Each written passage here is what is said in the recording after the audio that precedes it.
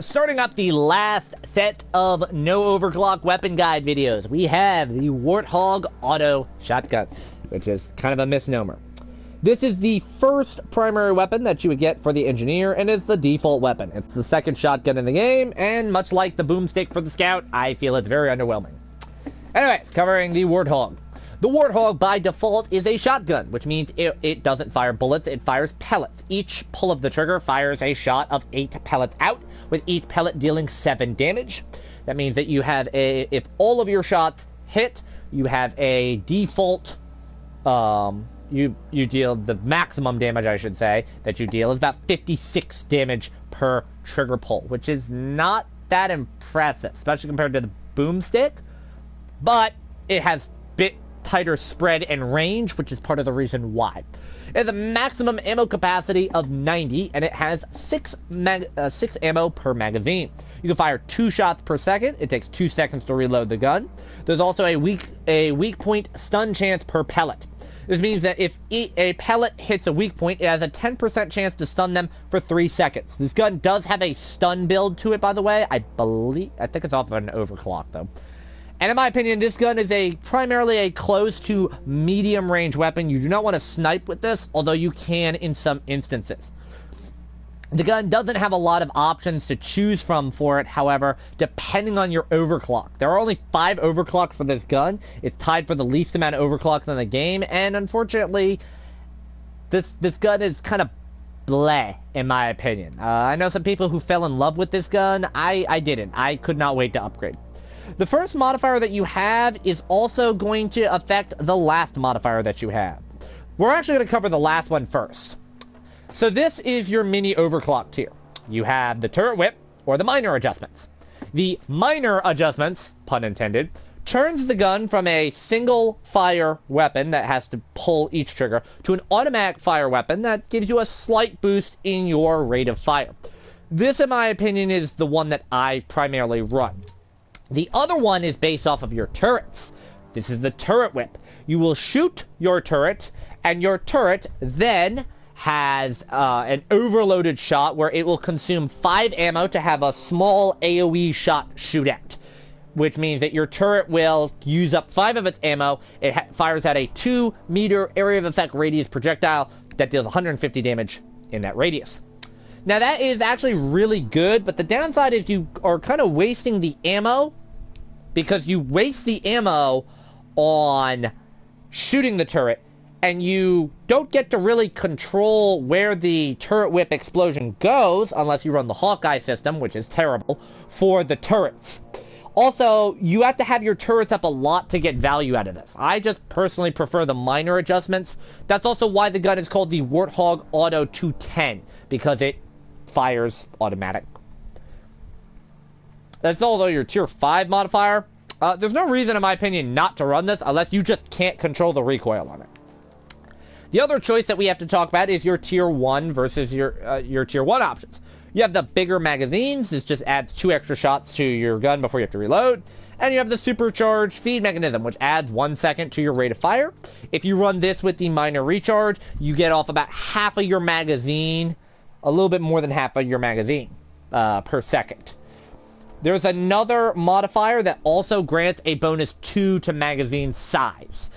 In tier 3, you're primarily not going to run this. I personally run the minor adjustment, so I don't really need the bonus rate of fire here. So I usually run this overstuffed magazine and completely ignore this one instead. You can run the max ammo build here, which gives you, a bonus 4 to your magazine capacity. I don't really run it. Your other modifiers that you have to choose between are going to really be between 2 and 4. The other 2 mods in tier 3 is the quick fire ejector. This shaves a half a second off your reload speed, bring it down to 1.5 seconds. I don't run this. I don't think the reload speed is that bad. It's 2 seconds. Not that bad. Or the recoil dampener, which is, believe it or not, the one I actually run.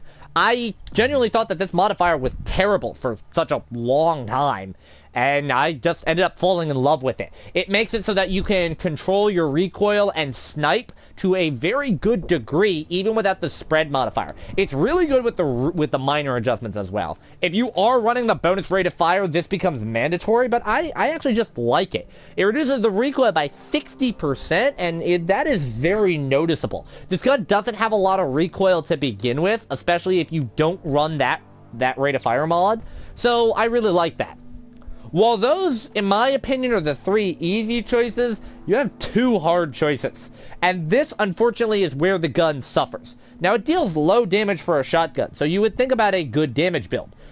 Bigger pellets. This gives you 1 extra damage per pellet, which means that you now deal, I believe it's 64 damage, if my math is correct, if all the pellets hit. That is not a significant enough damage bonus, in my opinion. Basically, you are dealing about the same damage as the Magnum, for the gunner, but the gunner's Magnum hits at a longer range and is much more accurate than this.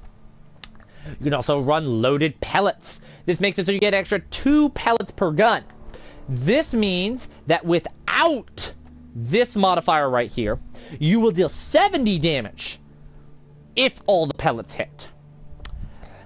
And if you stack them together, you'll deal 80 damage if all the pellets hit. Now that 80 damage actually puts it closer to the boomstick. Here's the issue with that. You only get 90 shots, and this is your primary weapon. The engineer's secondary weapon choice doesn't really matter with his primary, believe it or not, because you're gonna not have a lot of ammo anyways. Yeah, you need ammo. That kind of forces you to take expanded ammo bags or run an ammo modifying overclock, which is gonna take away a bunch of damage. This gives you 42 ammo. This is a little bit less than 50% bonus ammo. This is essential to run. Therefore, you lose out on most of your bonus damage that you can give yourself, which is the loaded shells. So, the choke one here, this decreases your spread. It cuts your spread in half. This gives you the ability to snipe with it. If you run the recoil modifier, in my opinion, you don't really need to worry about that. I also run the armor break on this. It increases the armor break to 500%, mostly because I'm not going to run a modifier that's only giving me 1 damage per pellet. That's a maximum increase of 8 damage. It is not significant enough to me. Best case scenario, I get 8 damage. Worst case scenario, I can shred through armor. I'd rather shred through the armor. Unfortunately, I don't really like this gun. This gun is good for close to medium range, but the way the engineer is designed, they're designed to have a primary weapon that's an ammo dump, and a secondary weapon that deals a shit ton of damage. Their secondary weapons are really fun to play with. The problem is, the Warthog, in my opinion, is the least effective of the primary weapons. It doesn't do enough damage, compared to the Smart Rifle, to justify it being a primary. And it doesn't have enough ammo, compared to the Stubby, to justify it being a primary. If they gave the gun a better overclock or 2, it only has 5 overclocks. If they gave it something like explosive shells, where they cut the ammo size and the magazine size down, like, significantly, and turned it basically into a shotgun version of a grenade launcher, yeah, that'd be great. Like, if it capped at, like, a magazine capacity of, say, 4, right? And it couldn't be increased beyond, if it had a magazine capacity of 4 instead of 6, and the max ammo for it was, like, 45, or something like that, and it didn't fire pellets anymore. It fired, you know, like, explosive shotgun shells. I think that would be pretty good. For the engineer, I'm not going to cover, like, what you should put for your secondary, because it really doesn't matter. Both choices right now for the secondary weapon are designed to be low ammo, high damage weapons for just powering through waves. And with the Warthog, you're going to have to rely on your turrets a lot more than the other 2 weapons on the list. I really don't like using the turrets that much. I kind of set them up in large rooms, or where I know a fight is going to happen. If you're somebody who sets up their turret, like, every time they move, they set up a turret. Like, if they set up a turret before they mine a vein of nitra, take it down, move down to the next vein, set it up again, and then start mining, you're going to love the Warthog. But outside of that, I think it's a pretty weak weapon, in my opinion.